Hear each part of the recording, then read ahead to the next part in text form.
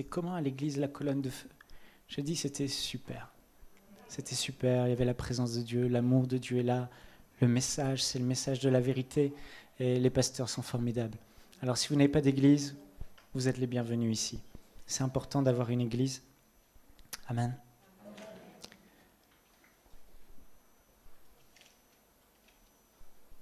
Ah, c'est tellement plus pratique les iPads. Hein. J'aurais dû prévoir. Père Céleste,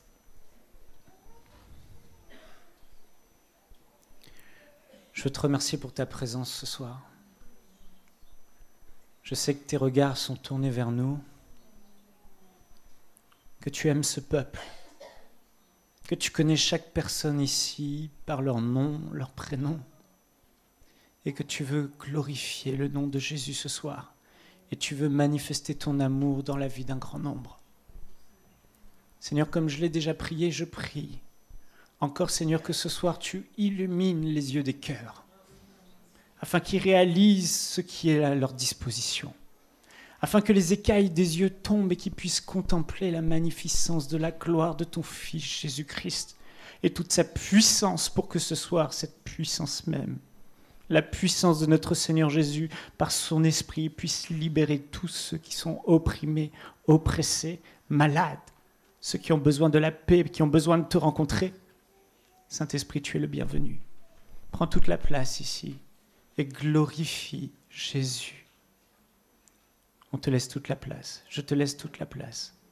Sers-toi de moi. Je suis ta voix ce soir, mais c'est toi qui confirmes ta parole par des signes, des prodiges et des miracles. Réponds à la soif des cœurs. On t'aime, Seigneur. Amen. Oh là là.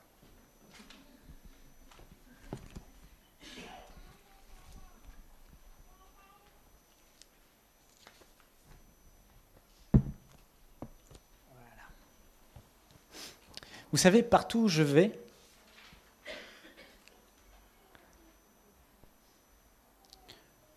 je vois les mêmes choses qui se passent dans les évangiles.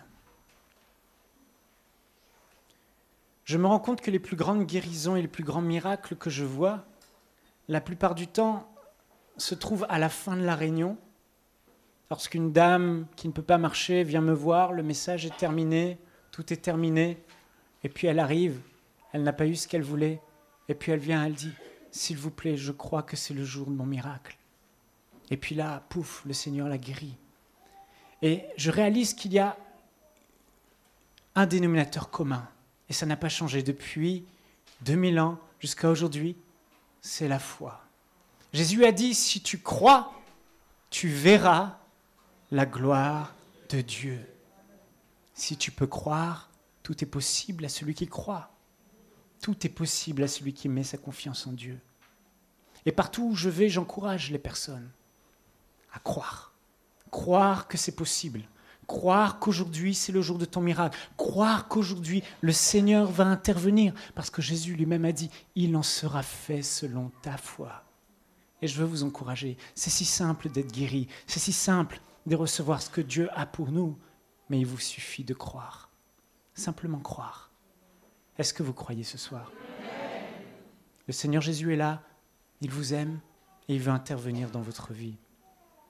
Mais il nous faut la foi. Vous savez, dans ces temps de la fin, surtout à l'île de la Réunion, ailleurs aussi, mais particulièrement ici, le diable œuvre dans les vies, même dans l'Église, pour une chose. Il veut détourner les yeux des gens, les regards des gens de Jésus-Christ. Il veut que les yeux et les regards des gens se fixent vers des traditions, vers des édifices, vers des objets, vers des monuments, vers des doctrines, vers des hommes. La Bible dit que dans les derniers temps, l'apôtre Paul dit à Timothée, les hommes se donneront tout un tas d'enseignants, de docteurs, parce qu'ils aimeront le plaisir de la chair plus que Dieu. Et ils auront la démangeaison d'entendre des choses qui leur seront agréables. Le diable œuvre dans le monde invisible, ses puissances sont en train d'œuvrer pour faire une chose, détourner le regard des hommes de Jésus-Christ. Pourquoi ? Parce qu'il sait que la foi qui ouvre le surnaturel de Dieu, la foi qui sauve, la foi qui guérit, la foi qui délivre, la foi qui fait que Dieu intervient dans nos vies, cette porte que l'on ouvre, qui est la foi, cette porte que l'on ouvre à Dieu, et Dieu entre et il fait ce qu'on lui demande, il sait que le seul moyen de créer la foi dans un cœur, c'est lorsqu'un cœur se tourne vers une personne, et son nom est Jésus. Il va faire en sorte que tous les hommes se tournent vers des hommes, que les hommes se tournent vers une religion, vers Mohamed, vers Bouddha, vers Confucius, vers des politiciens, vers des stars, et qu'ils mettent leur foi dans ces gens qui ne peuvent rien, et même vers des hommes de Dieu. Mais si vous êtes venus aujourd'hui et vous croyez que je peux faire quelque chose pour vous, que j'ai une puissance pour vous guérir, vous vous trompez. Vous serez déçus. Mais moi, mon rôle, c'est de vous amener à lui ce soir. Parce que je suis incapable par moi-même de faire naître cette foi en vous. Mais lui, il peut. La Bible dit, dans Hébreux au chapitre 12, verset 1, au chapitre 11 de Hébreux, l'apôtre Paul va faire l'éloge d'hommes et de femmes qui ont eu la foi.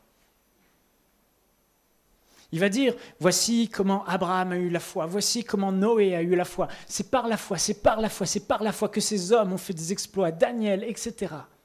Et puis au chapitre 12, il continue, nous donc aussi, puisque nous sommes entourés d'une si grande nuée de témoins, rejetons tout fardeau et le péché qui nous enveloppe si facilement et courons avec persévérance l'épreuve qui nous est proposée.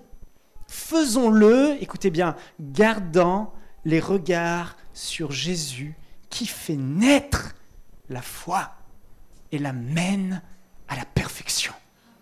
Tu as besoin d'un miracle aujourd'hui ? Tu dois croire. La foi viendra uniquement lorsque tu croiras et tu fixeras tes regards sur Jésus-Christ. Il est celui, le seul dans l'univers, le seul qui soit capable de faire naître dans ton cœur la foi. Les autres feront naître en toi une sorte d'espérance. Une sorte de fausse espérance, peut-être que, mais personne ne peut faire naître en toi la foi dont Jésus parle, si ce n'est lui-même. C'est pourquoi l'apôtre Paul dit, oui, nous avons des épreuves, oui, nous devons courir face à ces épreuves, oui, nous devons continuer à avancer, mais pas sans la foi. Et comment il le dit ? En gardant les yeux fixés sur celui qui peut, le seul, l'unique, le véritable, Jésus-Christ, l'auteur de la foi. Et si aujourd'hui, ce soir, tu arrives à contempler Jésus-Christ, si aujourd'hui ces écailles tombent de tes yeux et tu réalises à quel point ce Jésus, dont tu as tellement entendu parler, n'est pas une solution parmi tant d'autres, n'est pas quelque chose que tu peux tester et venir tester comme on teste un marabout, comme on teste une autre religion, comme les autres religions le font. Mais ce soir, tes yeux s'ouvrent et tu réalises que Jésus-Christ est le Fils de Dieu, que Jésus-Christ est le Seigneur des Seigneurs, que Jésus-Christ est le Sauveur du monde, que Jésus-Christ est ton Sauveur. Alors je t'assure, tu n'auras plus qu'à le regarder et dire Jésus, et tu obtiendras ce pourquoi tu es venu. Amen. Jésus est le Sauveur du monde. L'apôtre Paul disait à Timothée que dans les temps de la fin, dans 2 Timothée au chapitre 3, les hommes deviendront fanfarons, amis de l'argent, etc., se donneront une foule de docteurs et se détourneront de Jésus-Christ. Et lui, il disait au chapitre avant à Timothée, mais toi, Timothée, toi, homme de Dieu, souviens-toi de Jésus-Christ, de la postérité de David, ressuscité d'entre les morts. Ce soir, souviens-toi de Jésus-Christ. Le message est simple, mais la puissance de Dieu ne se trouve dans rien d'autre que dans un homme qui est Dieu, le glorieux Jésus-Christ. Je l'ai rencontré en mars 2002, et ce soir, tu peux vivre le plus grand changement de ta vie. Ce soir, tu peux vivre le plus grand miracle de ta vie si tu te tournes sincèrement vers Jésus, non pas pour l'essayer, mais parce que tu as cette révélation. Oui, ce Jésus-Christ qu'on m'a montré crucifié sur une croix, il est réellement vivant aujourd'hui et il peut changer mon cœur, changer ma vie, transformer tout ce qu'il y a dans ma vie et m'offrir la vie éternelle. Amen. Il est celui qui fait naître la foi. Alléluia. L'apôtre Paul, un jour, s'est retrouvé à aller dans une région qui s'appelait Corinthe. Et il s'est retrouvé en face d'un tas d'hommes et de femmes qui ne connaissaient rien de Dieu, des hommes remplis de sagesse, des Grecs. Et il était là et il devait annoncer Jésus-Christ, la bonne nouvelle, leur dire que Jésus, on dit qu'il est crucifié, qu'il est mort sur cette croix et qu'on l'a enseveli dans un tombeau. Mais moi, je suis témoin. Il m'est apparu sur le chemin de Damas. Il est réellement ressuscité. Il est vivant. Et je vais vous montrer qu'il est vivant. Quiconque croira en lui aura la vie éternelle. Et il devait prouver à ces gens que Jésus-Christ était vivant. Il devait leur montrer qu'il était la vérité. Mais pourquoi ces hommes allaient plus croire en Jésus qu'en un autre? Pourquoi Jésus? Il fallait qu'il y ait des faits. Et l'apôtre Paul était là en face de ces centaines de personnes, peut-être même des milliers. Et il dit, j'étais au milieu d'eux, tout tremblant, dans une grande crainte et de grands tremblements. Mais je n'ai voulu savoir autre chose au milieu d'eux. L'apôtre Paul. Je n'ai voulu savoir autre chose au milieu d'eux. Une autre traduction dit, je n'ai voulu avoir à la pensée autre chose que Jésus-Christ. Et Jésus-Christ crucifié, scandale pour les Juifs, folie pour les Grecs, mais pour nous qui croyons, elle est la puissance de Dieu. Amen. Ce soir, tu dois voir Jésus. Tu dois focaliser tes regards sur Jésus. Ce soir, Jésus veut se révéler à toi. Ce soir, Jésus veut te guérir. Ce soir, Jésus veut te délivrer. Ce soir, Jésus veut te sauver. Et c'est possible. Il est la solution. Lui-même a dit, dans Jean, au chapitre 3 et au verset 14, « Et comme Moïse éleva le serpent dans le désert, il faut de même que le Fils de l'homme soit élevé, afin que quiconque croit en lui ne périsse point, mais qu'il ait la vie éternelle. Car Dieu a tant aimé le monde qu'il a donné son Fils unique, afin que quiconque croit en lui ait la vie éternelle. » Écoutez bien ce que Jésus dit. « Et comme Moïse éleva le serpent dans le désert, il faut de même que le Fils de l'homme soit élevé, ici il parle de lui, que Jésus soit élevé, afin que quiconque croit en lui ne périsse pas, mais qu'il ait la vie éternelle. » De quoi Jésus parlait? On va aller dans Nombre, au chapitre 21, je vais vous lire le passage. Le roi d'Arad, cananéen, qui habitait le Midi, apprit qu'Israël venait par le chemin d'Atarim. Il combattit Israël et amena les prisonniers. Alors Israël fit un vœu à l'Éternel et dit, « Si tu livres ce peuple entre mes mains, je dévouerai ces villes par interdit. » L'Éternel entendit la voix d'Israël, du peuple d'Israël, et livra les Cananéens. On les dévoua par interdit, eux et leurs villes, et l'on nomma ce lieu Horma. Est-ce que c'est possible d'avoir un verre d'eau, s'il vous plaît? Merci. Ils partirent de la montagne de Hor par le chemin de la mer Rouge pour contourner le pays d'Édom. Merci.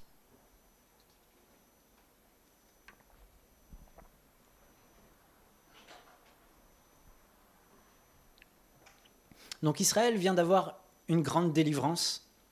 Le Seigneur est intervenu et les a délivrés de l'ennemi, le Cananéen. Ils ont eu une grande victoire, puis ils partent de là. Ils partirent de la montagne de Hor par le chemin de la mer Rouge pour contourner le pays d'Édom. Le peuple s'impatienta en route et parla contre Dieu et contre Moïse. Pourquoi nous avez-vous fait monter hors d'Égypte, pour que nous mourions dans le désert, car il n'y a point de pain et il n'y a point d'eau, et notre âme est dégoûtée de cette misérable nourriture. » Ici, il parlait de la manne qui tombait tous les jours. « Alors l'Éternel envoya contre le peuple des serpents brûlants, des serpents venimeux.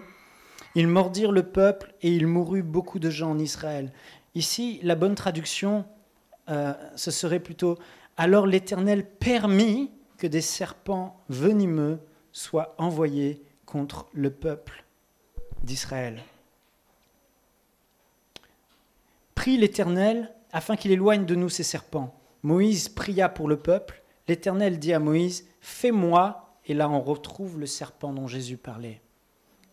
« Fais-moi un serpent brûlant et place-le, ou un serpent d'airain, sur une perche. Quiconque aura été mordu et le regardera conservera la vie. » Moïse fit un serpent d'airain et le plaça sur une perche, et quiconque avait été mordu par un serpent et regardait le serpent d'airain conservait la vie.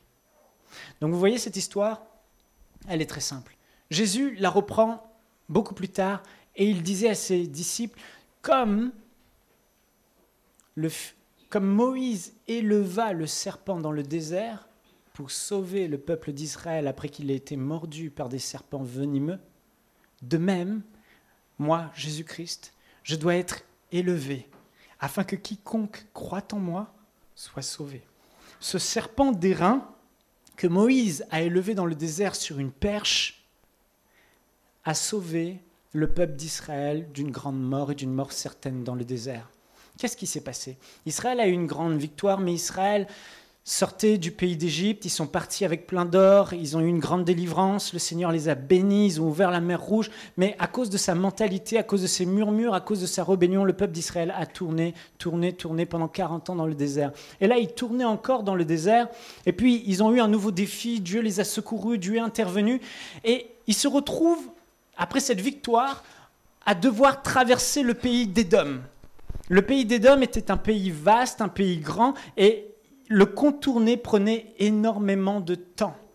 Et quand Israël a demandé, au chapitre précédent, Moïse a demandé au roi d'Édom, à Édom, de pouvoir traverser le pays pour aller plus vite en direction de Canaan, le pays que Dieu avait promis à son peuple Israël qu'il avait délivré d'Égypte, le roi d'Édom a dit non, si vous traversez notre pays, on va vous tuer. Si vous traversez notre pays, on va venir avec l'épée contre vous et vous allez mourir. On vous interdit de traverser notre pays.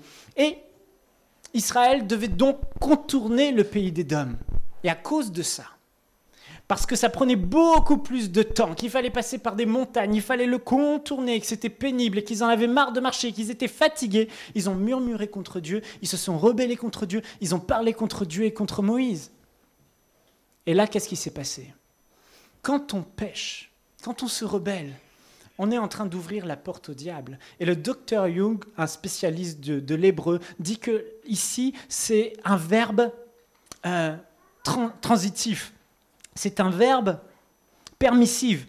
Il dit « L'Éternel permit que les serpents brûlants soient envoyés contre le peuple. » Le serpent représente le diable. Et ici, le diable savait qu'Israël était le peuple de Dieu.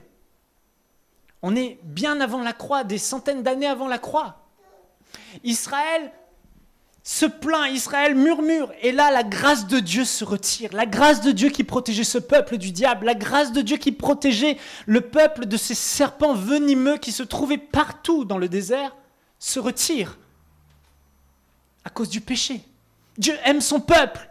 Mais quand son peuple ouvre la porte par le péché, en faisant le mal, en faisant ce qui est mauvais, tout à coup, le diable trouve une porte d'entrée et il voit la permission, il passe. Et il a envoyé des milliers de serpents dans le désert mordre le peuple d'Israël. Et ce jour-là, beaucoup d'hommes sont morts. Et Israël s'est retrouvé au fond du trou. Et vous savez, parfois on se retrouve au fond du trou, et quand on est au fond du trou, c'est là qu'on crie à Dieu, quel dommage. C'est là qu'on est prêt à obéir, quel dommage. C'est là qu'on se tourne vers lui et qu'on lui demande pardon. Israël a compris la leçon. Des serpents sont venus et les ont mordus. La maladie s'est installée dans leur corps et ils commençaient tous à mourir. Et les serpents se propageaient partout. Et ils mordaient tout le monde. Et là, le peuple d'Israël s'est tourné vers Dieu et se repentit et lui demanda pardon et dit à Moïse, s'il te plaît, fais quelque chose. Moïse, qui était le serviteur de Dieu auprès, l'intermédiaire entre Dieu et le peuple, a invoqué le nom de Dieu et dit, Seigneur, s'il te plaît, fais grâce. Et là, le Seigneur, l'Éternel, a donné une solution au peuple d'Israël qui était en train de mourir dans le désert à cause des morsures de ces serpents qui représentent le diable et le démon. Et les démons, il leur a offert une solution. Quelle solution, quelle drôle de solution. Dieu est un artiste. Et il a fait en sorte, nous dit la Bible, que les choses qui sont arrivées au peuple d'Israël nous servaient d'exemple. Il a dit que ce qui leur est arrivé, c'est l'ombre de ce que nous, on vit. C'est qu'une infime représentation imparfaite de ce que nous, l'Église de Jésus-Christ, les chrétiens, nous pouvons vivre. Alors, Dieu a dit à Moïse, tu élèveras sur une perche un serpent d'airain. Un serpent brûlant, un serpent d'airain, en métal, fondu. Ils ont fait ce serpent, ils l'ont mis sur une perche, ils l'ont élevé bien haut, suffisamment haut pour que ce peuple qui était nombreux, ils étaient plusieurs millions, qui étaient mordus, pouvait regarder à ce serpent d'airain. Et quiconque, dit ce passage qu'on a lu, quiconque regardait au serpent d'airain. Mais avant de regarder, il faut croire. Quiconque a cru et regardé au serpent d'airain avait la vie, était guéri. La puissance de Dieu coulait dans le corps de ces personnes et détruisait ce venin mortel à l'intérieur d'eux, et ces personnes retrouvaient la vie et la santé. Jésus a dit, de même que ce serpent a été élevé dans le désert, de même, moi je suis venu sur cette terre et je serai élevé par mon Père pour être la solution de l'humanité. Regardez comment c'est merveilleux. L'homme a péché, s'est détourné de Dieu. L'homme a fait ce qui était mal et à cause de ce péché a ouvert dans sa vie la porte au diable. Jésus a dit, moi je suis venu afin que mes brebis aient la vie, mais lui, le diable, il est venu afin de voler, dérober, égorger et détruire. Les gens ne le voient pas. Mais pourtant, dans ce monde invisible, il y a un ennemi redoutable, le diable, représenté par le serpent. Et c'est ce que cette image que le peuple d'Israël a vécue. Ces serpents représentaient l'armée diabolique, invisible, qui oppresse les gens. Les gens ne réalisent pas, mais je me souviens un jour, pour vous montrer une réalité, j'étais chez moi, à Paris. J'étais en train de prier dans ma chambre. Un matin, j'étais rempli du Saint-Esprit, je sors, et puis ce jour-là, il y a un homosexuel qui m'arrête à la gare. Et il commence à me parler. Je ne sais pas ce qu'il a vu, il m'a trouvé beau peut-être. Je ne sais pas quel... Bon, bref. Il est venu vers moi, il m'a accosté, et j'ai bien vu, il était efféminé, j'ai bien compris. Je lui ai dit, écoute, tu sais que Jésus peut te délivrer. Il m'a dit, mais qu'est-ce que tu me racontes, etc. Et je lui ai parlé de Jésus, mais il s'en fichait, il me regardait, il me parlait. Je disais, mais je n'ai rien à faire avec lui. Je lui ai parlé de Jésus. Et puis, en parlant, on a réalisé que j'habitais juste à côté de lui. Juste à côté de sa maison était juste là. Alors, j'ai eu la bonne idée de lui dire ça. Et puis, j'étais en train de prier. J'habitais en colocation à l'époque avec quelques amis, deux frères. Et puis, je priais dans la chambre ce soir-là. Et tout à coup, ma porte s'ouvre. Et puis c'est mon colocataire qui ouvre la porte et il me dit, tiens, regarde qui est là, c'est le voisin qui dit qu'il t'a rencontré dans la rue. Je regarde, je fais, ah, c'est lui. Et puis il est là à côté de moi, je lui donne une claque sur l'épaule, je fais, salut. Et je dis, salut. Et au moment où je dis salut, il est propulsé dans ma chambre contre le mur. Et là, qu'est-ce que je vois? Sa gorge qui gonfle, il pousse des cris, il serre les poings, il est comme un animal, il se débat dans tous les sens dans la pièce. Et là, je vous assure, on réalise une chose. On ne le voit pas. Mais les démons, la Bible dit, sont des myriades. Ils sont dans le monde invisible et ils oppressent les gens. Ce jeune homme pensait que c'était normal qu'il soit attiré par les hommes. La réalité était tout autre. En réalité, c'était un démon dans son âme et dans son corps qui l'oppressait et qui faisait qu'il avait ces désirs contre nature. Ils sont partout. Regardez ce qu'ils sont en train de faire dans le monde avec l'homosexualité. Le diable règne. Dès qu'il y a une porte d'entrée, dès qu'il y a le péché qui est là, il s'infiltre, il détruit les foyers, il brise vos vies, il détruit votre corps, il envoie la maladie. Il se déchaîne. On ne le voit pas. Mais il est là par la maladie, il est là par toutes sortes de désirs, par toutes sortes d'addictions, par toutes sortes de passions qui vous tiennent liés. Vous voulez faire le bien, mais vous n'y arrivez pas, parce que dans vos corps, il y a quelque chose qui vous pousse à faire le mal. La nature du péché. Le diable se déchaîne. Et l'homme, à cause du péché, a ouvert la porte au diable. Jésus a dit, il est venu voler, détruire et dérober. Je connais Jésus. C'est un Dieu d'amour. Jamais il ne fera du mal. Il est venu pour apporter la vie et non pas la destruction. Ne te demande même pas si Jésus veut te guérir. Il te dit oui, je veux te guérir. Ne te demande pas s'il veut restaurer ton couple. Il dit oui, je veux restaurer ton couple. Ne te demande même pas s'il veut te donner la vie éternelle. Il veut te sauver et t'offrir la vie éternelle. Ça, c'est mon Jésus. Mais le diable n'est pas comme Jésus. Jésus est un gentleman. Il frappe à la porte de nos vies. Il dit, est-ce que tu veux que je vienne dans ta vie? Est-ce que tu veux me rencontrer? Il frappe, il frappe, il frappe. Et l'homme endurcit son cœur. Je suis persuadé qu'en Israël, dans tous ces gens qui étaient mordus par des serpents, certains n'ont pas cru en la parole de Dieu. Ah, regarder un serpent d'airain. Pourquoi je regarderais un serpent d'airain? Pourquoi je regarderais quelqu'un qui est un bout de métal suspendu dans les airs? Et cette personne est morte? Parce qu'elle n'a pas cru en la parole de Dieu. Jésus lui a envoyé partout dans le monde des hommes et des femmes témoigner de son amour et dire le diable est un menteur, le diable est un voleur, le diable est un meurtrier, mais moi, Jésus, je suis le serpent d'airain qui a été élevé et quiconque regardera à moi aura la vie. C'est la grâce de Dieu. Le diable vient détruire. Mais Dieu, dans sa miséricorde, quand l'homme se repent et se tourne vers Dieu, Dieu lui donne une solution. Et Dieu ne nous a pas laissés en proie aux puissances démoniaques. Dieu ne nous a pas laissés en proie à la mort éternelle. Dieu t'a tellement aimé qu'il a trouvé une solution. Et cette solution, c'est Jésus. Il a dit, comme Moïse a élevé un serpent, pour que ce soit la seule solution pour le salut du peuple d'Israël, Jésus dit, je suis la seule solution pour l'humanité. Quiconque croira en moi aura la vie éternelle. La Bible dit, il n'y a de salut en aucun autre nom. Parce que sous le ciel, Dieu le Père n'a donné aucun autre nom par lequel nous devrions être sauvés. Vous pouvez chercher dans toutes les religions. Les religions diront fais ceci, fais cela, fais ceci, fais cela et tu seras sauvé. Va à tel endroit, fais tel parcours, fais telle prière, fais ceci, fais cela. Et ça encore, c'est détourner les regards de Jésus, mais c'est mettre les regards sur la performance, sur la religion, sur les choses. Jésus dit non. Moi, j'ai tout accompli. Reçois simplement. C'est un cadeau. Nul homme ne sera sauvé par ses œuvres.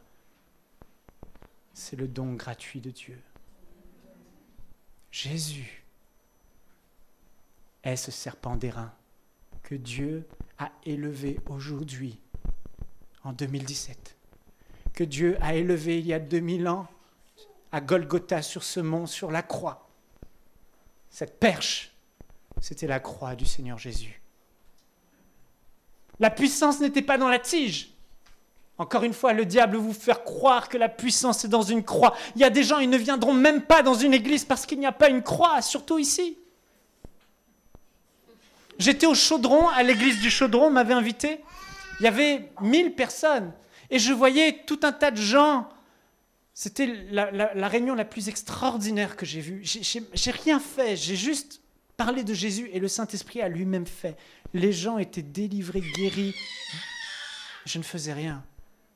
Dieu confirmait sa parole dans leur cœur. Mais je voyais au début, c'était déstabilisant, je voyais des gens. Et j'avais compassion, vraiment. Compassion. Ils venaient devant des croix de bois et c'est comme si la puissance de Dieu était dans un bout de bois accroché dans une église. Mais vous imaginez ce que le diable fait et comment il tord. Les gens prennent des animaux et les sacrifient comme s'il y a de la puissance dans le sang des animaux sacrifiés.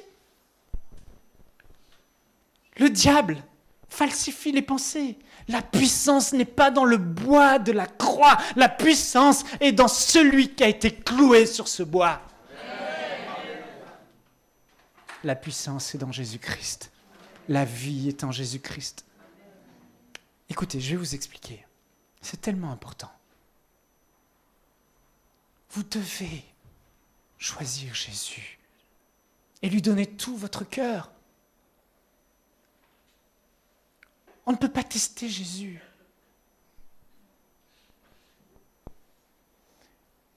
L'humanité était séparée de Dieu à cause du péché. La grâce de Dieu, Dieu n'était plus en communion avec l'homme, comme ces serpents sont venus par la suite et ont mordu. Le diable est venu et a mordu l'homme. Le diable est venu par la puissance du péché, par la puissance de cette tentation, et il a commencé à détruire l'humanité, loin de son Dieu, loin de son Créateur. Mais Dieu nous a tellement aimés, dit Jésus, qu'il a élevé un serpent d'airain. Pas de solution. Soit Israël croyait et regardez. Ils n'ont fait que ça. Regardez. Ils ont reçu. Ils n'ont pas fait d'efforts. Ils n'ont pas essayé eux-mêmes d'être sauvés, d'ôter ce venin ou de trouver tout un tas de solutions. Ils ont juste regardé et cru en la bonté de Dieu qui leur tendait cette perche avec cet serpent d'airain. Et quiconque, regardez, la Bible emploie un autre mot, une autre fois, le mot quiconque. Il dit quiconque se tournera vers Jésus, quiconque invoquera le nom du Seigneur Jésus sera aussi sauvé. Quiconque regardait ce serpent d'airain était sauvé. Aujourd'hui, Jésus-Christ est ce serpent d'airain que Dieu a élevé dans ta vie, que Dieu a élevé. Il est le seul. Il n'y en a point d'autre. Il est le seul. Au ciel, quand Dieu a vu que l'homme était séparé de lui, le Père, avant que Jésus ne vienne sur terre, et le Fils, Jésus-Christ, qui a toujours existé, il est la parole de Dieu. La Bible dit que c'est lui qui a créé ce monde, et c'est lui qui nous a créés, c'est lui qui a créé ton esprit. Et quand, dans le ventre de ta maman, les choses se sont faites, Dieu a envoyé ton esprit, mais c'est lui qui t'a créé. Il t'a tissé dans le ventre de ta mère, et il a donné la vie. C'est ce Jésus qui t'a créé. Il est notre Créateur, il est la parole de Dieu. Et rien de ce qui a été fait dans ce monde n'a été fait sans lui, nous dit la Bible. Le Père exprime sa volonté et Jésus, le Fils, a dit que la lumière soit, que la terre soit. Il nous a tout créé. Il a créé le premier homme. C'est ce Jésus dont on parle. Et quand l'homme s'est séparé de Dieu et que les serpents venimeux sont venus, le diable et ses démons sont venus dans ce monde pour tourmenter l'homme par la maladie, par la mort éternelle dans un lieu de perdition où il voulait amener l'homme avec lui dans cet endroit qu'est l'enfer qui a été créé d'ailleurs pour le diable et ses démons et pas pour nous à la base. Il a falsifié le plan glorieux que Dieu avait pour ta vie et pour ma vie, pour l'humanité. Mais Dieu, dans son amour, a dit, il faut que je trouve une solution. J'aime trop Michael, j'aime trop Prince, j'aime trop Michel, j'aime trop Gianni, j'aime trop David, j'aime trop Hervé, j'aime trop Aurélie. Je vais trouver le moyen de les racheter. Mais tout à coup, l'amour de Dieu le pressait à venir nous secourir. Mais tout à coup, dans son ciel, la sainteté de Dieu réclamait justice. Dieu est amour, mais Dieu est aussi 3 fois saint. Il ne peut pas tolérer le péché et le mal. Il ne peut pas tolérer l'horreur qu'est le péché. Mais Dieu, dans son amour, a dû trouver la solution. Il a dit, je veux secourir l'homme parce que je les aime. Même s'ils se sont détournés de moi, même s'ils se sont rebellés, même s'ils ont vécu sans moi, je veux le sauver. Je veux lui offrir la vie éternelle. Je veux qu'il soit pour toujours avec moi, dans ma présence. Je veux le guérir de ces maladies dont le diable le frappe. C'est ça, l'amour de Dieu. Mais sa sainteté disait, non, ce n'est pas possible. Justice, l'homme est pécheur et le salaire du péché, c'est la mort. Et le pécheur doit aller en enfer. Vous voyez le dilemme dans lequel se trouve Dieu ? D'un côté, son amour pour toi qui veut intervenir, et de l'autre côté, sa sainteté qui dit non, impossible. justice doit être faite. Le pécheur est coupable et il doit être puni de mort. Parce que tu es saint. Tu es saint. Mais gloire à Dieu, alléluia, son amour est tellement grand qu'il a eu compassion de toi et de moi. Compassion de chacun de nous. Et ce n'est pas une fable, ce n'est pas une histoire que je suis en train de vous raconter, c'est la vérité, c'est la bonne nouvelle de l'Évangile. Dieu nous a tellement aimés qu'il a dit, mon fils,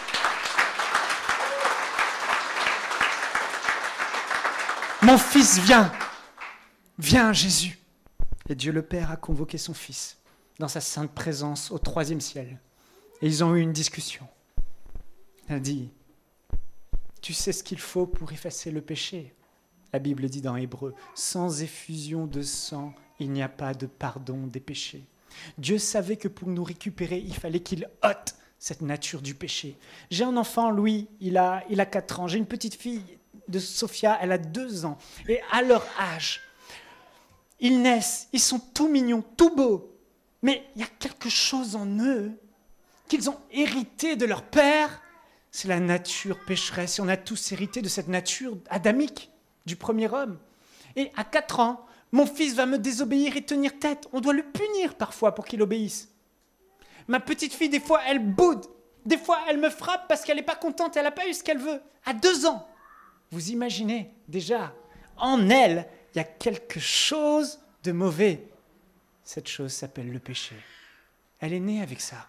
Et cette chose, cette puissance invisible en elle, va la pousser à faire ce qui est mal.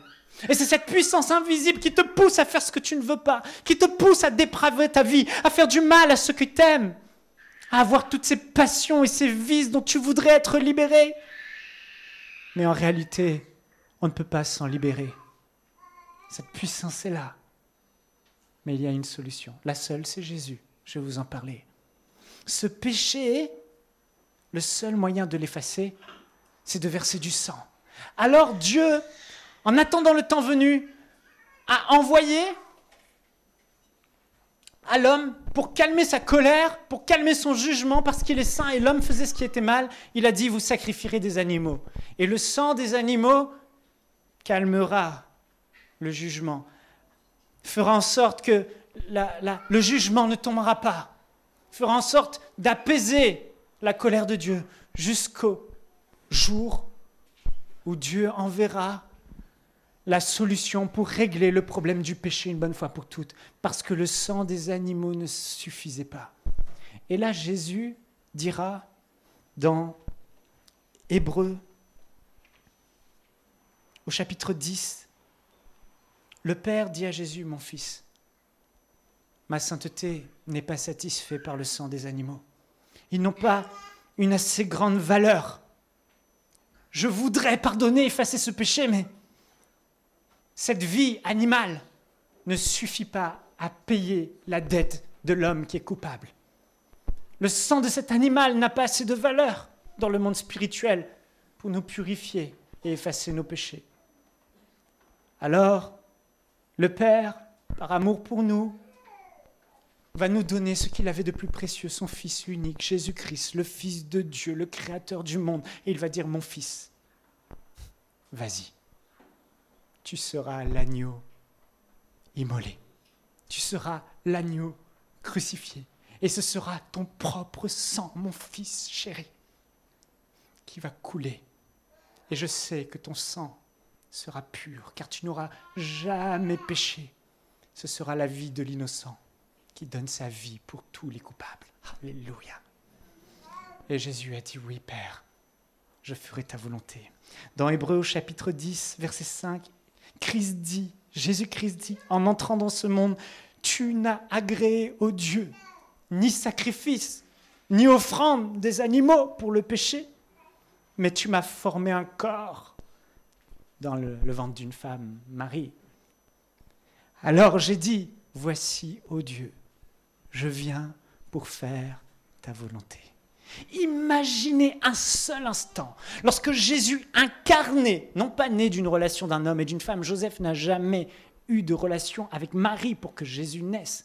Jésus est né de manière incarnée, totalement surnaturelle, catapulté du haut de son trône dans le corps d'une femme, et il est né sans fécondation.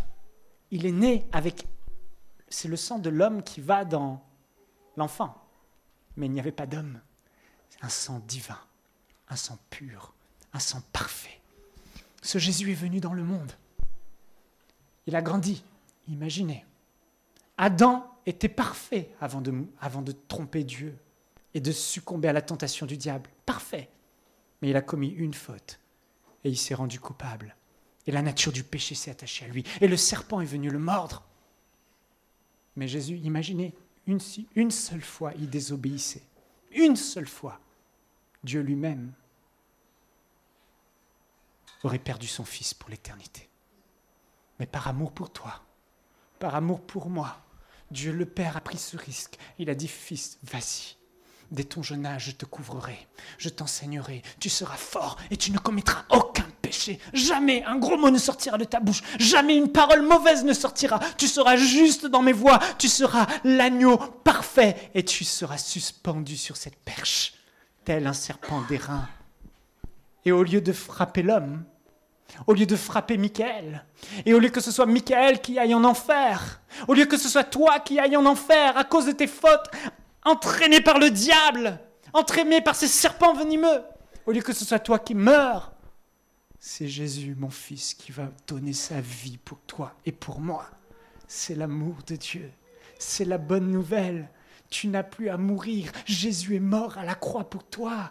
Il a pris ta place. C'est l'innocent qui paye ta dette. Oui, tu es coupable. Nous sommes tous coupables. Nous mériterions tous d'aller en enfer. Oui, mais pourquoi l'enfer? Oui, mais pourquoi l'enfer? Oui, mais pourquoi l'enfer? Mais arrête avec ces questions. Vois plutôt la grâce de Dieu. Dieu t'a tellement aimé qu'il t'a épargné ce lieu de perdition en t'annonçant la bonne nouvelle, celle de l'évangile de Jésus-Christ. Jésus a pris ta place et Jésus vient et il sait ce qu'il doit faire. Il l'annonce comme Moïse a élevé ce serpent pour sauver le monde. Moi-même, mon Père va m'élever sur cette croix infâme pour sauver l'humanité.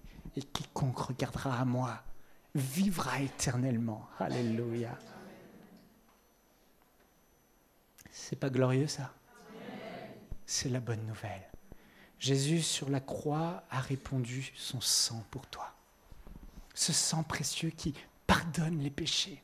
Quand son sang a coulé sur cette croix, quand le sang précieux de l'agneau a coulé sur cette croix, le ciel s'est obscurci. Le voile du temple a été déchiré parce que le péché de l'humanité pouvait enfin être effacé.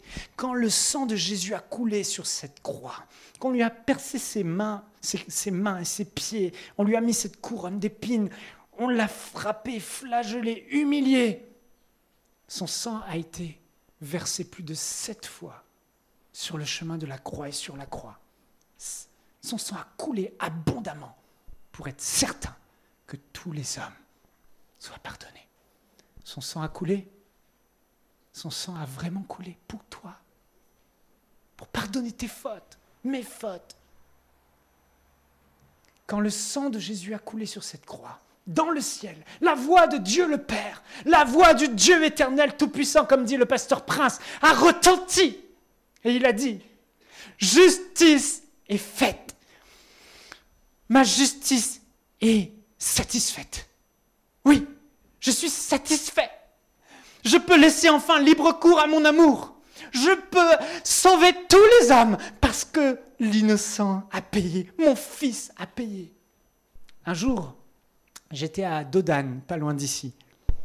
Et j'ai assisté à une réunion de jeunes. Et pendant la louange, on fermait les yeux et on chantait ce chant. Seigneur, ouvre les yeux de mon cœur. Je m'en souviens, comme si c'était hier. Et j'étais là et j'ai eu une vision spirituelle.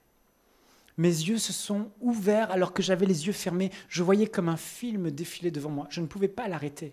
C'était pas là comme vous fermez les yeux et vous imaginez quelque chose. Non, un film en noir et blanc défiler devant moi. Qu'est-ce que j'ai vu? Je voyais 2 rangées comme celle-ci, avec une allée beaucoup plus grande et une profondeur vraiment très très longue, de milliers, de dizaines de milliers de personnes, dans un lieu lugubre, un lieu sombre. Et il y avait des gens désespérés, cherchant Dieu, criant à Dieu, « Oh Dieu, exauce-nous! Oh Dieu, sauve-nous !» Il y avait des malades, il y avait des boiteux, il y avait des gens qui souffraient de toutes parts. Ils criaient à l'aide, ils criaient à Dieu, mais le ciel était fermé. Le ciel ne répondait pas. Et puis tout à coup, je voyais au fond de cette pièce, tout au fond, un homme vêtu de blanc, comme un homme religieux, comme un souverain sacrificateur au temps de Dieu, au temps de Jésus sur terre. Et cet homme a dit, « Dieu, exauce-nous! Oh Dieu, exauce-nous !» Et cette vision était persistante et toujours rien, le ciel était fermé, aucun miracle. Puis tout à coup, je vois du ciel un landau qui descend, comme dans un landau, une espèce de landau en cloche de verre. Et tout à coup, ce landau arrive au milieu, devant ce souverain, cet homme religieux en blanc. La cloche de verre s'ouvre et cet homme prend le bébé naissant. Il y avait un bébé à l'intérieur, par le pied, le suspend comme ça devant la foule qui espère une intervention de Dieu, qui soupire enfin pour que ce ciel s'ouvre et que Dieu réponde enfin à leurs souffrances, à leurs cris, à leurs larmes. Et tout à coup, je vois une lance venue de nulle part transpercer le flanc du bébé. Cette vision était horrible. Et le sang a jailli du bébé. Le sang était la seule chose colorée que j'ai vue dans cette vision. Un sang rouge. Et là, mes yeux se sont ouverts, je me suis mise à pleurer, fondue en larmes. J'ai éclaté en sanglots. Mon voisin à côté de moi m'a dit « Mais qu'est-ce qui t'arrive ?» Je lui ai dit « Voilà ce que j'ai vu. » Je lui raconte la vision. Et ce jeune homme fond en sanglots et il pleure. Et il dit « Pour la première fois de ma vie, je réalise à quel point Dieu m'a tant aimé, qu'il a envoyé son Fils. C'est réellement son Fils qu'il a envoyé. » Et puis, ce jeune homme pleure à côté de moi et moi je retourne dans la vision, je referme les yeux et la vision continue, elle reprend là où elle s'est arrêtée et je vois cet homme avec cet enfant et puis plein d'autres hommes qui arrivent et il soulève l'enfant vers le haut comme ça. Et il dit, maintenant, ô Dieu, exauce-nous à cause de lui, à cause du sacrifice, à cause du bébé, à cause de l'agneau immolé. Et tout à coup, la lumière a jailli et les gens ont été guéris. Et les âmes ont eu des guérisons partout. Et c'était glorieux. Frères et sœurs, si cette vision vous aide à comprendre ce que Christ a fait pour vous, vous serez l'homme et la femme la plus heureuse de la terre. Vous aurez la vie éternelle, parce qu'il n'y a point été donné d'autre nom que Jésus-Christ pour le salut de l'humanité, pour te sauver, te guérir, te délivrer. Aujourd'hui, ce soir et pour l'éternité. Jésus-Christ est l'agneau de Dieu. Son sang a coulé, mais il ne s'est pas arrêté à là. Jésus, sur le chemin de la croix, a été meurtri.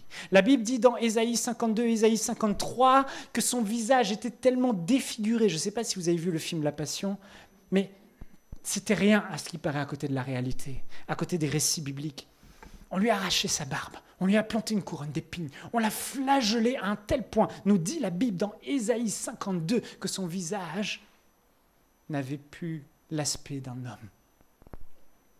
Son dos était labouré, nous dit la Bible, comme un champ, tellement il s'est pris des coups. Vous croyez que le Fils de Dieu s'est pris de ses coups en vain? Non, je suis venu ce soir vous dire que si Jésus a souffert à ce point, c'est pour que vous soyez guéris. La justice de Dieu réclamait punition à cause du péché. Mort éternelle. Dieu répond avec le sang de l'agneau, le sang de Jésus innocent. Problème réglé pour le péché et la mort éternelle. Maintenant, l'homme peut avoir la vie parce que Jésus a versé son sang. Mais la maladie est là et elle règne et le diable règne. Et Dieu, dans son amour, va apporter la guérison aux nations, la guérison à la possession, la guérison dans ta demeure, la guérison dans ton foyer. Partout, il veut guérir le monde. Son amour veut déverser la guérison. Mais d'un autre côté, la justice et la sainteté de Dieu, dit impossible. Dieu va trouver une solution encore une fois. Il va dire, mon fils, tu vas tellement souffrir sur la croix. Tu vas être blessé, meurtri, brisé dans ton corps, dans ta chair. Ce n'est pas en vain, c'est pour qu'ils soient tous guéris. Pour que ma justice soit satisfaite par ta souffrance, afin que l'homme soit guéri. Et la Bible dit, dans Ésaïe, au chapitre 53,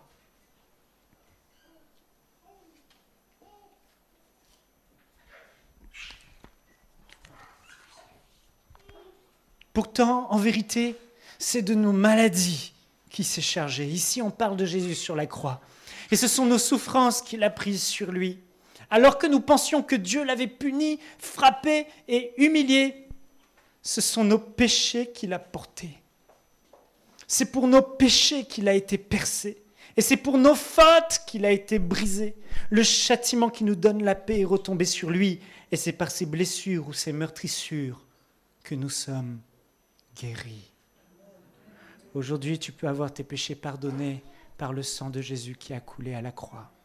Aujourd'hui, tu peux avoir ton corps guéri parce que Jésus a été meurtri. Et quand Jésus a été meurtri, la voix du Père a retenti dans le ciel et a dit « Justice est faite, je peux libérer la guérison aux nations.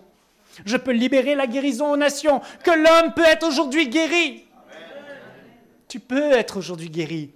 Parce qu'il a payé le prix par ses meurtrissures pour que la guérison te soit accessible ce soir. Et gratuitement, gracieusement, sans aucun effort, l'homme te dira, donne de l'argent. L'homme te dira, va voir un marabout. L'homme te dira, fais tel et tel rituel qui ne change pas ta vie. Ils n'ont rien changé à ta vie. Jésus dit, accepte-moi, donne-moi ton cœur. Je ferai tout pour toi. J'ai tout accompli et reçois simplement. Israël, dans le désert, a juste tourné ses yeux. Et a reçu la puissance de guérison qu'ont-ils fait? Quel effort ont-ils fait, dites-moi? Quel effort ont-ils fait? Est-ce qu'ils ont dû jeûner? Est-ce qu'ils ont dû prier? Est-ce qu'ils ont dû fléchir les genoux et essayer de produire quelque chose? Est-ce qu'ils ont dû se tourner vers la philosophie? Est-ce qu'ils ont dû se tourner vers la science? Est-ce qu'ils ont dû se tourner vers les plantes? Est-ce qu'ils ont dû se tourner vers la médecine? Non, Dieu n'a donné qu'une solution. Regardez à celui qui a été élevé, ce serpent d'airain. Et Dieu aujourd'hui te donne encore une seule solution. Jésus-Christ, sur cette croix, a souffert, son sang a coulé pour le pardon de tes péchés. Et il a été meurtri dans son corps, tellement souffert, pour que la guérison te soit accessible. Et il ne s'est pas arrêté à là. La malédiction était attachée à l'homme, la pauvreté. Et lui, de riche qu'il était, roi qu'il était, glorieux au ciel, il s'est dépouillé de ses vêtements royaux, il s'est dépouillé de sa divinité, et il a pris la condition d'un simple homme. Et sur cette croix, lui qui était roi, roi des rois, seigneur des seigneurs, Dieu de tout l'univers, il a été couronné comme un pauvre roi, roi des Juifs. On lui a mis une couronne d'épines. Le plus pauvre des rois n'a même pas une couronne d'épines. Ce n'est pas en vain qu'on lui a collé cette couronne d'épines, qu'on s'est moqué de lui et qu'il était nu sur cette croix. C'est pour que, par sa nudité, par son humiliation, par cette pauvreté qu'il a subie dans son corps, dans cette humiliation, tu puisses aujourd'hui avoir tes besoins pourvus, justice soit satisfaite, et que le Père dit que l'homme puisse devenir prospère et puisse avoir réponse à tous ses besoins matériels, financiers. Jésus a été rejeté à la croix parce qu'il a aimé. Il a guéri tous les hommes. Il priait toute la nuit, il descendait de la montagne et il guérissait tous les malades. Et ces mêmes hommes l'ont rejeté, l'ont abandonné, l'ont critiqué, l'ont bafoué. On dit crucifie-le, crucifie-le. Ce n'était pas en vain qu'il subissait tout ça. C'est pour toi, toutes les fois où on t'a rejeté, toutes les fois où l'homme t'a blessé, toutes les fois où on a brisé ton cœur, toutes les fois où tu souffres à l'intérieur de toi et la dépression t'a gagné. La dépression était sur Jésus-Christ pour que justice soit faite et que Dieu libère la guérison de ton âme. Frères et sœurs, bien-aimés, c'est le message de l'Évangile. Comme Moïse a élevé le serpent d'airain dans le désert, il faut que le Fils de l'homme soit élevé. J'ai bientôt fini. Mais regardez bien. Jésus a été élevé il y a 2000 ans sur cette croix, d'accord ? à Golgotha. Et on aurait bien voulu être là à le regarder tous, n'est-ce pas? Et à dire, oui, j'ai compris, pasteur Michael, je suis là, je suis à Golgotha, je suis malade, mais je regarde à Jésus, je crois en lui et je reçois la guérison. Oh, j'ai pas la paix en moi, si je meurs aujourd'hui, je sais que je vais aller en enfer, mais je regarde à Jésus, je crois en lui et j'aurai la vie. Mais on n'y était pas, n'est-ce pas? Et cette croix est vide à Golgotha aujourd'hui. Peut-être qu'elle est plus plantée, c'est sûr. Mais remarquez, Dieu élève la solution, toujours. Pour que tout le peuple juif puisse voir sur ce mont Golgotha, depuis Jérusalem, à la Pâque, à la fête de la Pâque, c'était bondé. Ils pouvaient tous voir ce Jésus crucifié, qui paye la dette du péché de l'humanité, ta dette, ma dette, pour tous les hommes. Ils pouvaient tous, comme le peuple d'Israël, regarder à lui. Mais remarquez, c'est en pensant à vous que j'ai eu cette révélation. Remarquez, il n'y a eu qu'un seul homme qui était mordu ce jour-là, un seul, qui a été sauvé. Un seul. Des centaines de milliers de Juifs présents à cet endroit, mais un seul qui s'est tourné vers Jésus. Et cet homme était la Bible ne dit même pas son nom, un homme d'une mauvaise vie. La Bible l'appelle le brigand. Et vous savez où il était? Il y avait 2 brigands crucifiés aux côtés de Jésus. Un à sa gauche, l'autre à sa droite. Jésus était au milieu. Ils étaient crucifiés. Pourquoi ils étaient crucifiés? La Bible dit que dans Galates chapitre 3, Christ nous a rachetés de la malédiction de la loi, étant devenu malédiction pour nous, car il est écrit « Maudit quiconque est pendu au bois ». Pourquoi Dieu a donné un serpent d'airain? Le serpent, c'est le symbole de la malédiction depuis le début. Depuis le temps du jardin d'Éden, Dieu a maudit le serpent. Le serpent, c'est le signe de la malédiction. La malédiction, c'est quoi? C'est la mort éternelle, la séparation de Dieu, la maladie, la pauvreté, la souffrance, la dépression. C'est ça la malédiction, c'est tout ce qui est mal qui s'attache à vous. C'est la fin, la destruction. Mais Dieu a élevé un serpent, c'est-à-dire quelque chose de maudit, pour être une solution. Jésus-Christ sur la croix était maudit. Tout ce que je vous ai dit, c'est lui l'innocent. Il a pris vos péchés, mes péchés, nos fautes, c'est allé sur lui et il a été maudit. Voilà pourquoi il se compare au serpent. Parce que la croix, quiconque était suspendu au bois de la croix était un maudit, un malfaiteur, un brigand, un mauvais.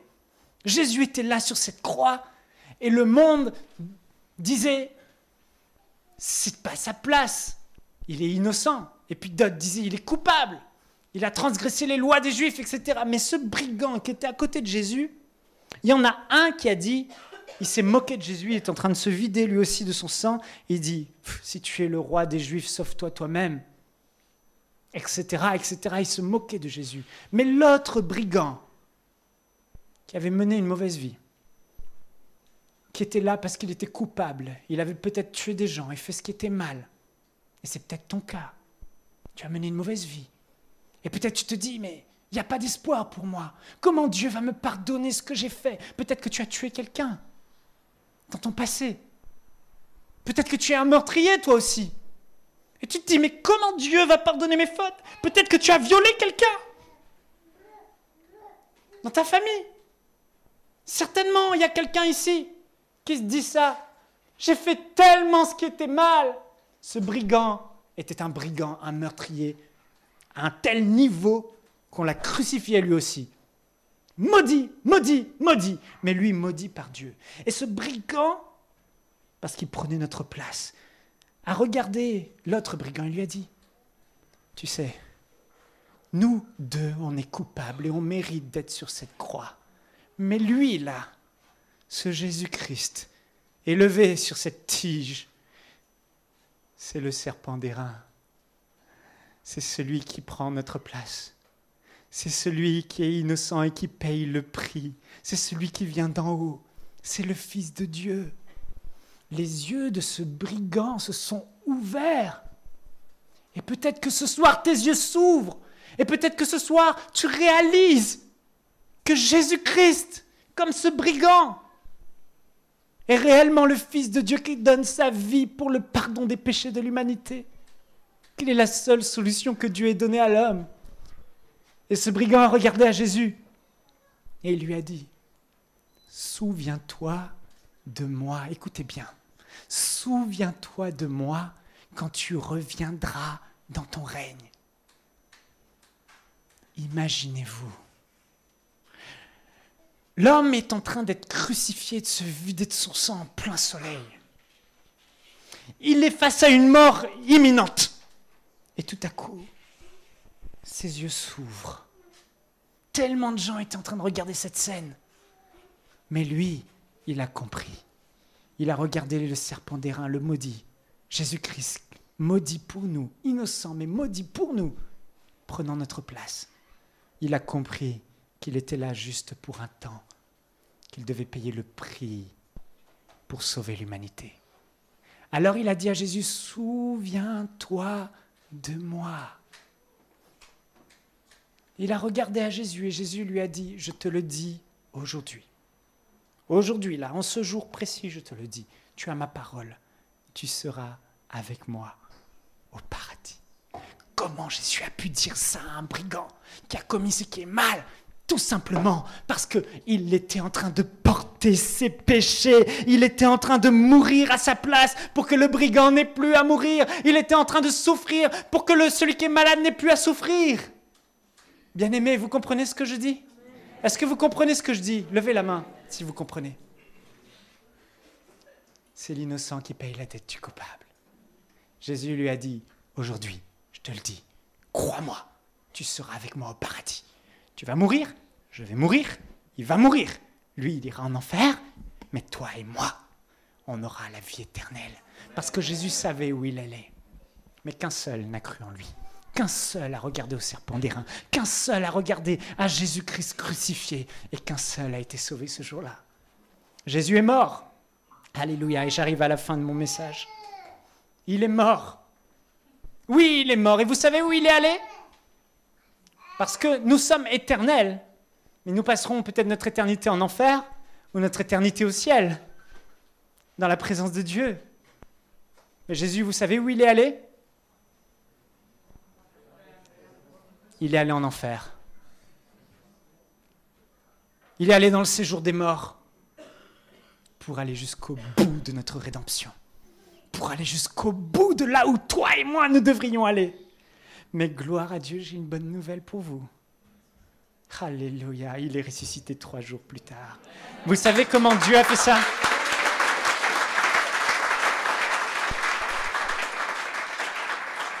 Vous savez comment il l'a fait? Il avait un plan, le Père.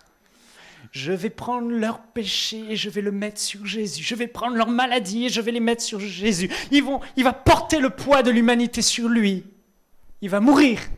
Oui. Mais lui n'a jamais commis un seul péché de sa vie. Il a été fait péché, dit l'apôtre Pierre. Il a été fait coupable, mais lui n'était jamais coupable. Ouah, donc j'ai le droit de ressusciter mon fils d'entre les morts. Et là, le Père a déployé toute sa puissance, nous dit l'apôtre Paul dans Éphésiens au chapitre 1. Et il prie que nous ayons la révélation de cette même puissance. Cette puissance, il l'a déployée dans le séjour des morts, en redonnant vie à Jésus-Christ. Lui qui était mort et dans le séjour des morts en direction de l'enfer, Dieu l'a ressuscité d'entre les morts. Et Jésus-Christ dans l'enfer a pris entre ses mains la clé du séjour des morts, et Dieu dans sa puissance l'a élevé plus haut que le mont de Golgotha. Dieu dans sa puissance l'a élevé au 3e ciel, et il s'est assis. Il s'est assis. Il s'est assis où? Là où aucun homme n'est allé, là où aucune nation n'est allée, là où aucun président n'est allé, là où aucune fusée n'est allée. Il est allé au 3e ciel, dans le temple de Dieu, et il s'est assis à la droite de Dieu, et il a été glorifié avec puissance. Ce n'est plus le petit Jésus.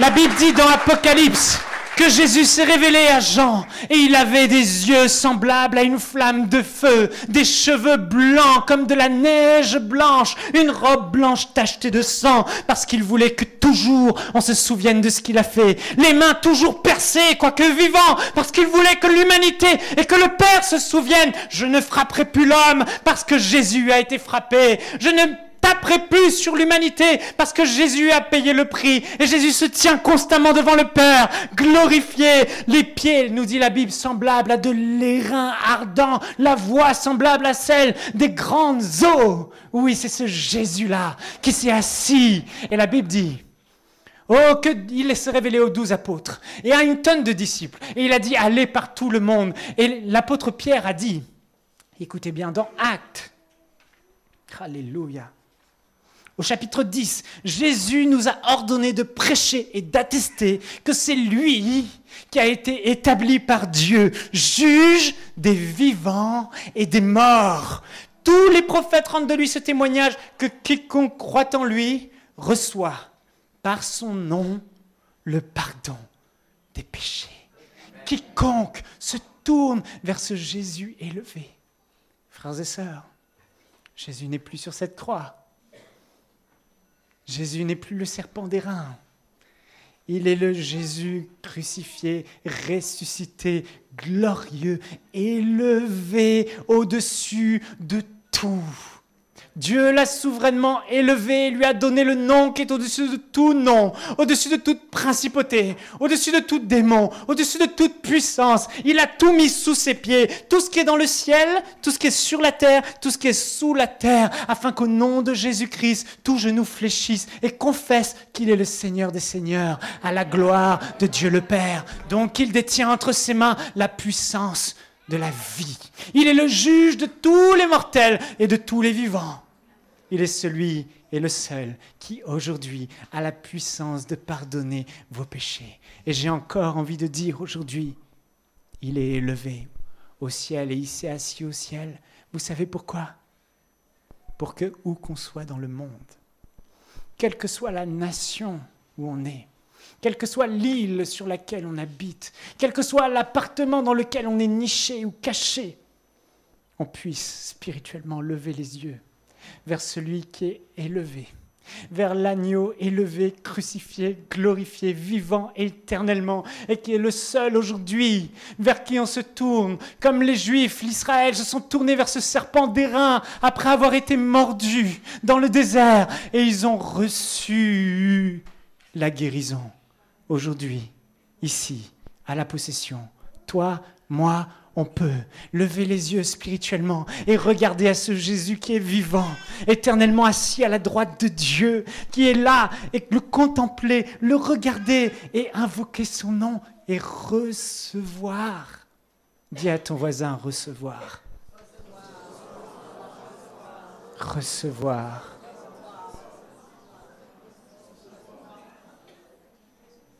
Recevoir.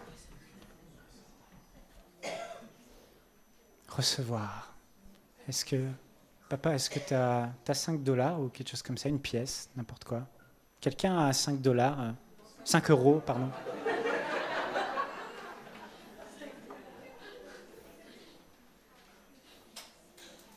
Quelqu'un qui est prêt à se débarrasser de ces 5 euros?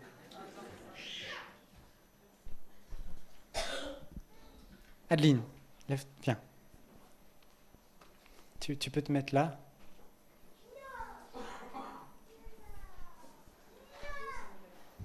Si aujourd'hui, je te donne 5 euros, je te les donne. Tu les prends. Ils sont à toi. Ils sont à toi. Tu peux te rasseoir? Non, ils sont à toi. Non, ils sont vraiment à toi. Garde-les pour que tu t'en souviennes. T'as dit merci. Pourquoi tu dis merci? Ouais, pour lequel tu n'as rien fait. Tu ne l'as pas mérité. Non, mais elle n'a rien fait pour les avoir aujourd'hui. Oui, mais je lui ai donné. Elle ne l'a pas mérité. Elle n'a pas fait des efforts. Elle n'a pas travaillé. Vous voyez où je veux en venir? Dieu nous donne gratuitement la vie éternelle. Ces Israélites dans le désert ont juste eu à regarder, à croire et à recevoir. La Bible dit, Jésus a dit, quiconque croit en moi, bien que mort, vivra éternellement. Que ce soit pour le pardon de vos péchés ou la vie éternelle ce soir, que ce soit pour la guérison dans votre corps, ça ne vous coûtera rien. Pas d'efforts. On nous a appris à faire des efforts et des efforts pour recevoir, disant qu'il faut que je mérite, il faut que je sois saint, il faut que je sois ceci et cela. Jésus a dit, tout est accompli. Crois seulement. Aujourd'hui, j'aimerais te dire, oublie ce que tu es. Oublie tes problèmes. Oublie le mal que tu as fait. Oublie tous tes défauts. Crois seulement la bonté de Jésus, qui se tient là debout, élevé au ciel, et qui nous voit à l'île de la Réunion, et qui te voit dans ta détresse. Il y a des personnes ici, vous n'avez pas la paix à l'intérieur de vous.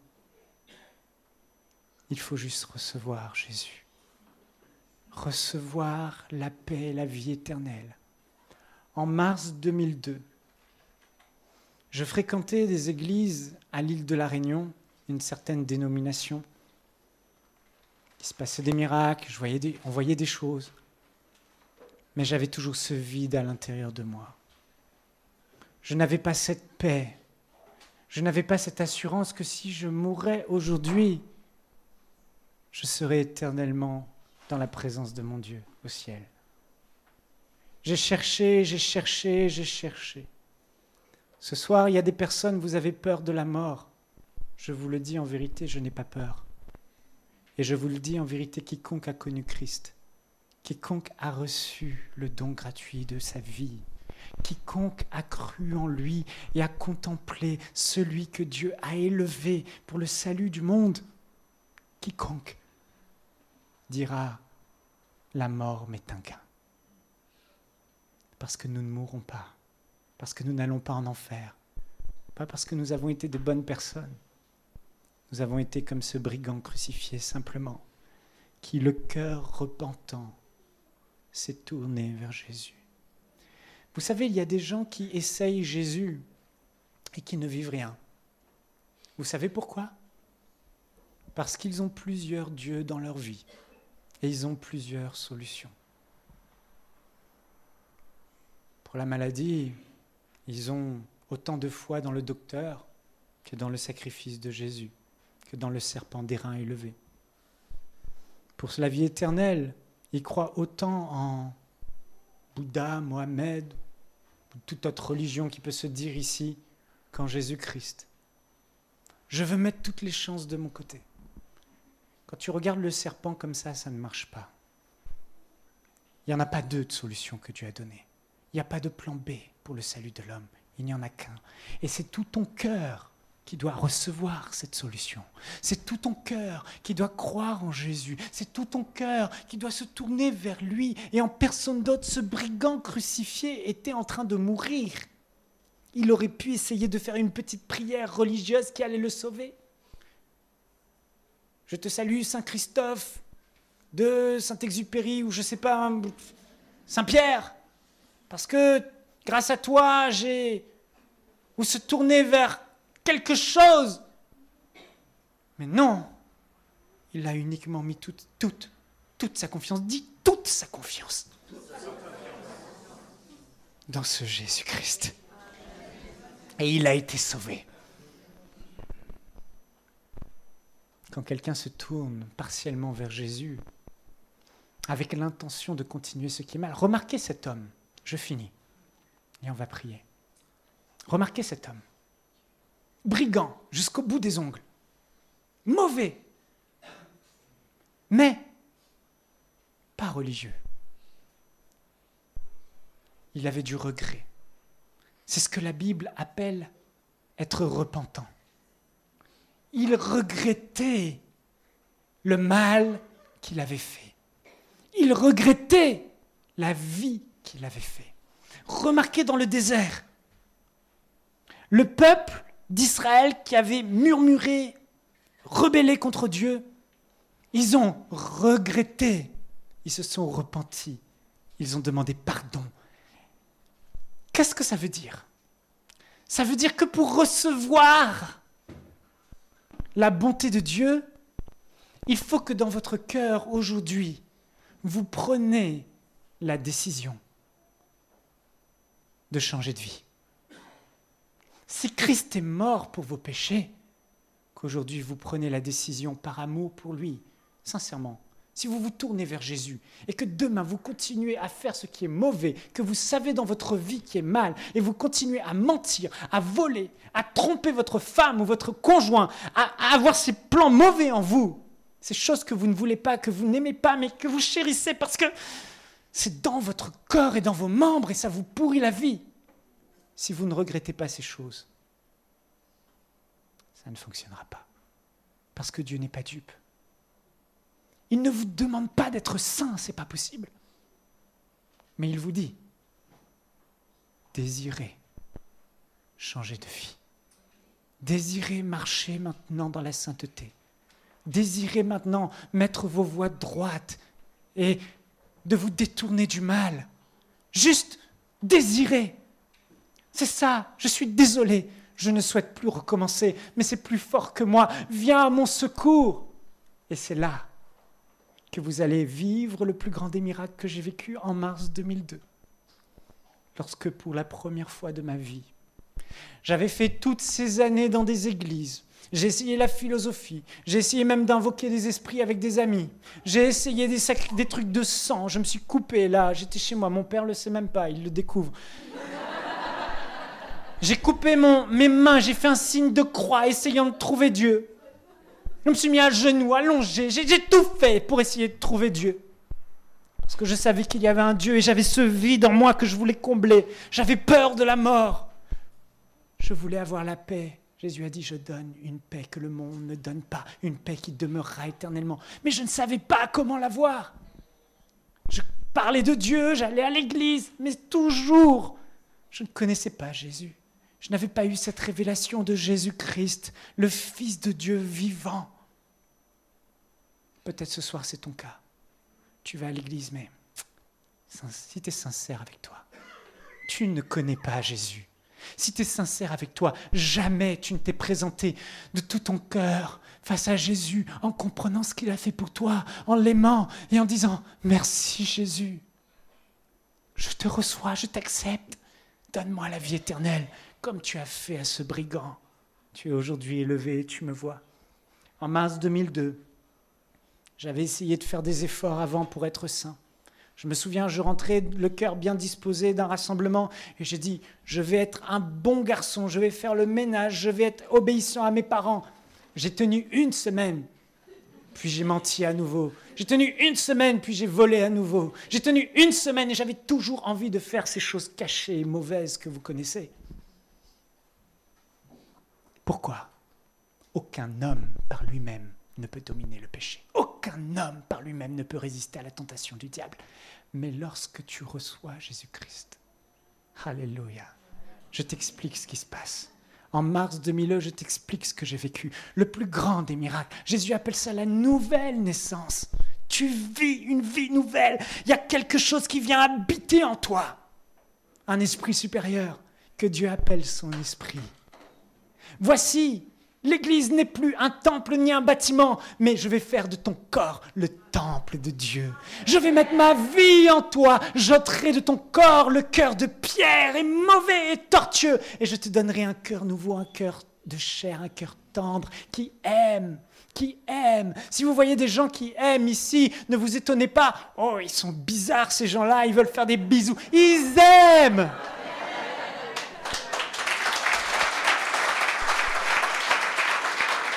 C'est le Saint-Esprit.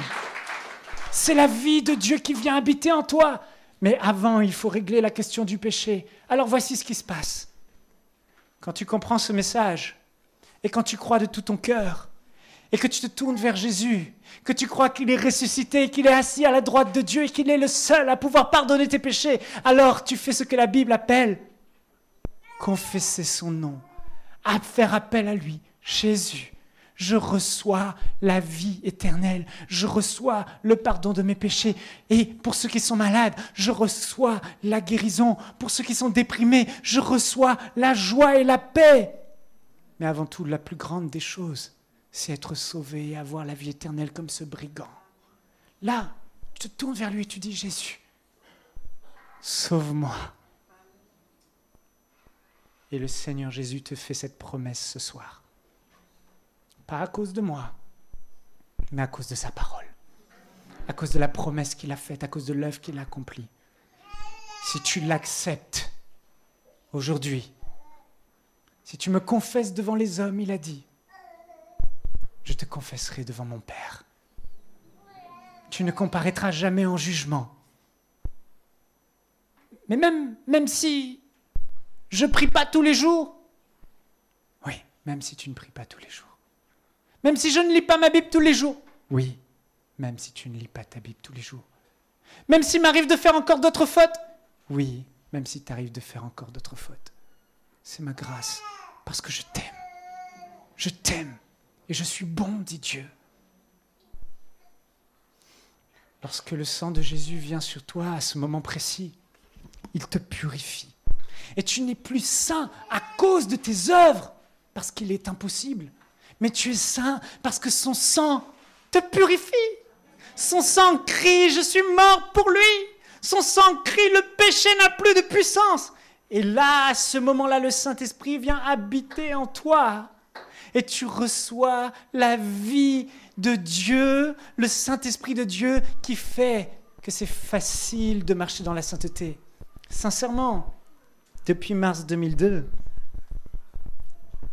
je n'ai plus d'attirance pour le mal. Certains regarderont et diront, mais quelle vie nulle! Quelle vie nulle! Il ne va plus en boîte de nuit.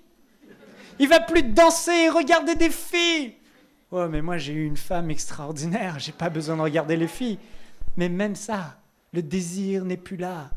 Danser, me trimousser devant des gens en écoutant de la musique débile. Je respecte, j'ai fait ça, mais le désir n'est plus là. L'impudicité, le mensonge, mais la moindre petite exagération, je ne la supporte plus. Parce qu'il a changé mon cœur, il a changé ma vie. Et ça, c'est le don que Dieu va te faire si aujourd'hui tu acceptes Jésus de tout ton cœur et que tu viens vers lui le cœur repentant. Seigneur, pardon d'avoir péché. Pardon d'avoir fait ce qui était mal. Pardon de ne pas avoir cru en toi, Jésus. Pardon de m'être tourné vers d'autres solutions. Pardon d'avoir mené ma vie comme je l'ai menée. Mais aujourd'hui, je veux t'accepter pour la première fois de ma vie. Réellement tout te donner. Réellement te suivre. Réellement te recevoir. Toi qui as été élevé. Recevoir ta vie et ton pardon. Et le Saint-Esprit va venir habiter en toi. Et tu vas partir ici comme si tu marchais sur des nuages. Le cœur léger, parce que cette culpabilité du péché sur ta vie va être ôtée. Et tu vas vivre le plus grand des miracles. Est-ce que vous me comprenez aujourd'hui? Je vais demander au frère qui joue de la musique, au piano, qui veut bien venir. J'aimerais vous inviter à fermer vos yeux maintenant.